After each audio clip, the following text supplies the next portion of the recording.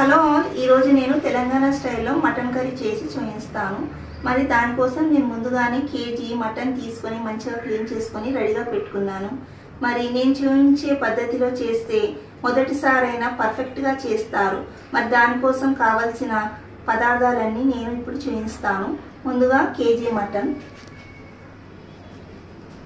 అలాగే అందులోకి కావాల్సినవి మసాలా దినుసులు, సాజీరా, జీలకర్ర, బిర్యానీ ఆకు, కాజు, లవంగాలు, ఇలాచి, దాల్చిన చెక్క, కట్ చేసి పెట్టుకున్న ఉల్లిపాయ ముక్కలు, పుదీనా, ఎండుమిరపకాయలు, పచ్చిమిరపకాయలు, అలాగే టమాటాలు, వెల్లుల్లి, అల్లం, కరివేపాకు, అలాగే 1 స్పూన్ వరకు మిరియాలు. ముందుగా ప్యాన్లో 1 టీ స్పూన్ ఆయిల్ వేసుకొని అందులో కొన్ని గరం మసాలా దినుసులను వేయించుకోవాలి. మరి దానికోసం ముందుగా ఆయిల్ వేడయ్యాక అందులో సాజీరా, జీలకర్ర వేసుకోవాలి. దాల్చిన చెక్క, 4 లవంగాలు, 4 ఇలాచీలు 4, అలాగే బిర్యానీ ఆకు, ఎండుమిరపకాయలు,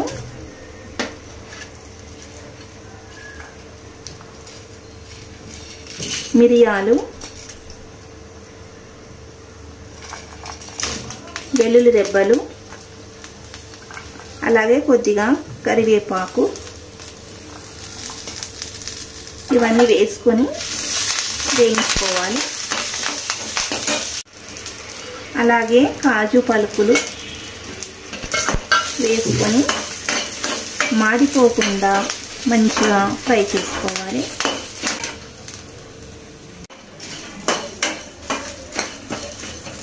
ఇలా వేగిన తర్వాత లాస్ట్లో గసగసాలు వేసుకొని వేయించుకోవాలి. గసగసాలు త్వరగా ఫ్రై అవుతాయి కాబట్టి లాస్ట్లో వేసుకోవాలి. చల్లారిన తర్వాత మిక్సర్ గ్రైండర్లో వేసుకొని మంచిగా పౌడర్ చేసుకోవాలి.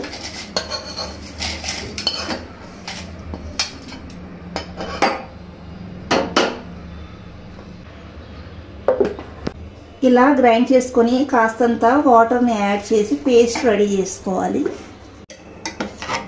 ఇలా పేస్ట్ రెడీ చేసుకోవాలి. స్టవ్ ఆన్ చేసుకొని కుక్కర్ పెట్టుకోవాలి. 1/2 కప్ వరకు ఆయిల్ పోసుకోవాలి.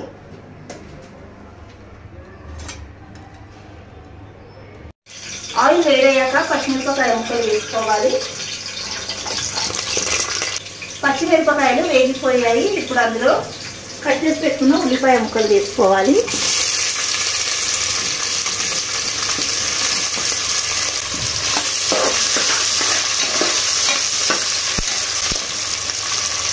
ఉల్లిపాయ ముక్కలు కలర్ మారేంత వరకు ఫ్రై చేసుకోవాలి. కాస్త గోల్డెన్ బ్రౌన్ కలర్ అవ్వాలి. ఉల్లిపాయలు ఈ మాత్రం వేగిన తర్వాత పసుపు వేసుకోవాలి. 1/2 టీ స్పూన్ వరకు పసుపు, అలాగే దంచి పెట్టుకున్న అల్లం పేస్ట్ వేసుకొని మంచిగా ఫ్రై చేసుకోవాలి.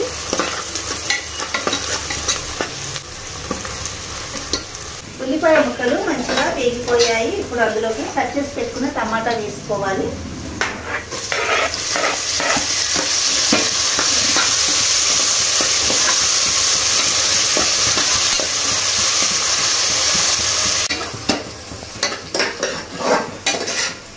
ఉల్లిపాయ ముక్కలు అడగంటకుండా బాగా కలుపుతూ ఫ్రై చేసుకోవాలి. ఇలా టమాటా ముక్కలు మెత్తబడేంత వరకు ఫ్రై అవ్వనివ్వాలి. ఇప్పుడు గ్రైండ్ చేసి పెట్టుకున్న పేస్ట్ వేసుకోవాలి. గరం మసాలా పేస్ట్,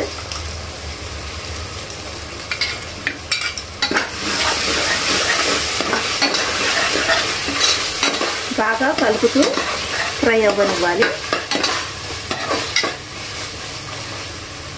మసాలాని ఇలా ఆయిల్లో కొద్దిసేపు ఫ్రై చేసుకొని ఇలా సైడ్స్కి ఆయిల్ అనేది కనబడుతుంది కదా, ఇప్పుడు అందులోకి మటన్ వేసుకోవాలి.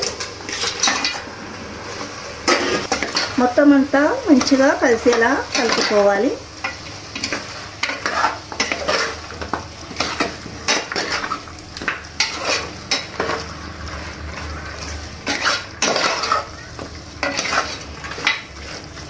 మూత పెట్టి 5 నిమిషాలు కుక్ చేసుకోవాలి. 3 నిమిషాల తర్వాత మూత తీసి చూడండి. మటన్లో వాటర్ అనేది బయటికి వస్తుంది. అదే వాటర్లో మటన్ని బాగా ఉడికించుకోవాలి. ఇప్పుడు ఇందులోకి పుదీనా ఆకులు వేసుకోవాలి. నేను ముందుగానే పుదీనాను ఇలా వాటర్లో వేసి పెట్టాను.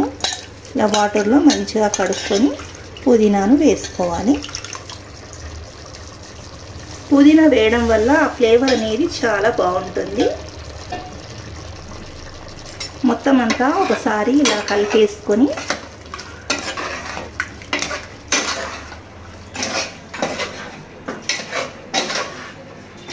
కాస్త దగ్గర పడేంత వరకు ఉడికించుకోవాలి. మూత పెట్టి కూర దగ్గర పడేంత వరకు ఉడికించుకోవాలి. ఇప్పుడు మూత తీస్తాము. చూసారు కదా, కూర కాస్త దగ్గర పడింది. ఇప్పుడు ఇందులో కూరకు తగినంత కారం వేసుకోవాలి. కారం 4 స్పూన్ల కారం, అలాగే సాల్ట్, ఉప్పు వేసుకోవాలి. అలాగే ధనియాల పౌడర్, ధనియాల పొడి. మొత్తం అంతా బాగా కలిసేలా కలుపుకోవాలి. ఉప్పు, కారం, ధనియాల పొడి ఇలా మటన్ ముక్కలతోని ఒక 2-3 నిమిషాలు బాగా మగ్గించుకోవాలి.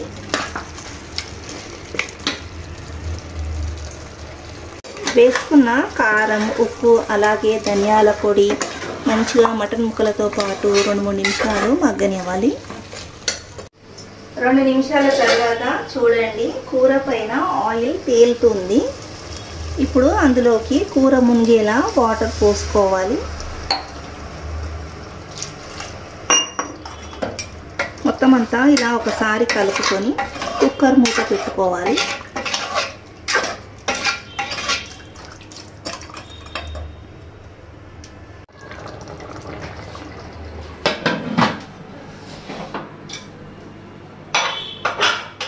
మూడు నుంచి 5 వరకు విజిల్స్ పెట్టుకోవాలి. కుక్కర్ పూర్తిగా చల్లబడ్డాక మూత తీయాలి.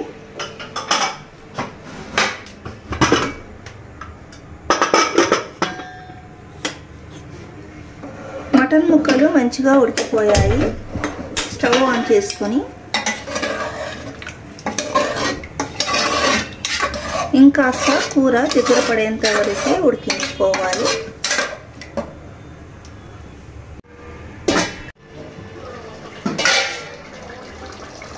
చూసారు కదా, Telangana style mutton curry ready అయిపోయింది. ఫైనల్గా ఇందులో కొత్తిమీర వేసుకోవాలి.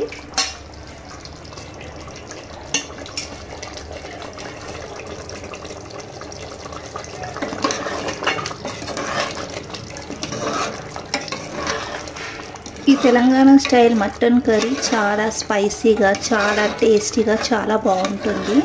తప్పకుండా మీరు కూడా ఇలా ఒకసారి ట్రై చేసి చూడండి. అలాగే మీకు ఎలా వచ్చిందో కామెంట్ చేయండి.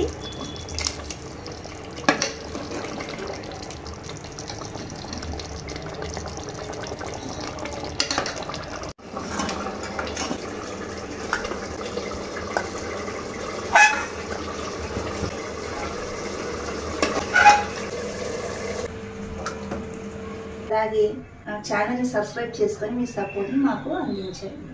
చూసారు కదా friends, Telangana style mutton curry ready అయిపోయింది. మరి ఈ మటన్ కర్రీ చాలా టేస్టీగా అలాగే స్పైసీగా చాలా బాగుంది. తప్పకుండా మీరు కూడా ఇలా ఒకసారి ట్రై చేసి మరి మీకు ఎలా వచ్చిందో చెప్పండి. వీడియో లాస్ట్ వరకు చూసినందుకు థ్యాంక్స్. అలాగే ఛానల్ని సబ్స్క్రైబ్ చేసుకొని మీ సపోర్ట్ని మాకు అందించండి.